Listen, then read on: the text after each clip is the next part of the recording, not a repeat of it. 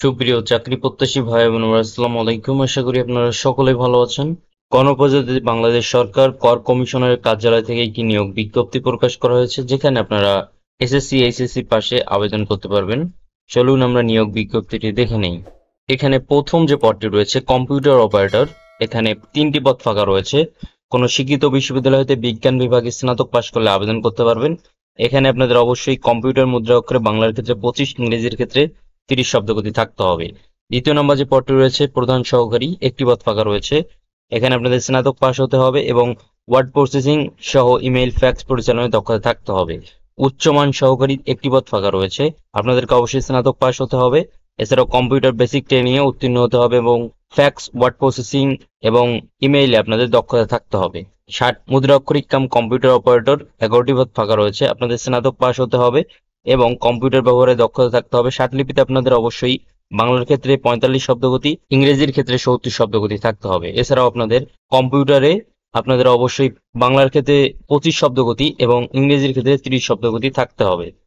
Office সহকারী cum computer মুদ্রা অক্ষরিক, 3টি পদ ফাঁকা রয়েছে। কোনো স্বীকৃত বোর্ড হতে আপনাদের এখানে উচ্চ মাধ্যমিক পাশ করলে আবেদন করতে পারবেন। এছাড়াও আপনাদের কম্পিউটার মুদ্রা অক্ষরে বাংলার ক্ষেত্রে 20 শব্দগতি, ইংরেজির ক্ষেত্রে 20 শব্দগতি থাকতে হবে। অফিস সহায়ক 24টি পদ ফাঁকা রয়েছে। এখানে আপনারা এসএসসি পাশ করলেই আবেদন করতে পারবেন।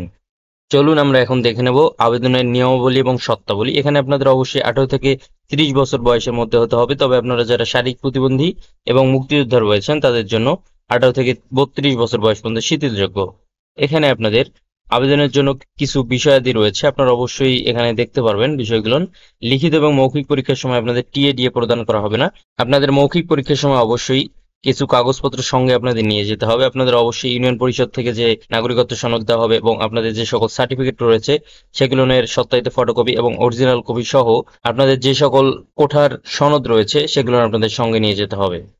এখানে আপনাদের আবেদন শুরু হবে 6 মে সকাল 9 ঘটিকা থেকে এবং আবেদন শেষ হবে 18 মে বিকাল 5 ঘটিকায়। সুতরাং আপনারা 72 ঘন্টার মধ্যে আপনাদের আবেদন ফিটি প্রদান করতে হবে। এখানে প্রথম 5টি পদের জন্য আবেদন ফি 223 টাকা এবং সর্বশেষ যে পদটি রয়েছে সেটির জন্য 112 টাকা।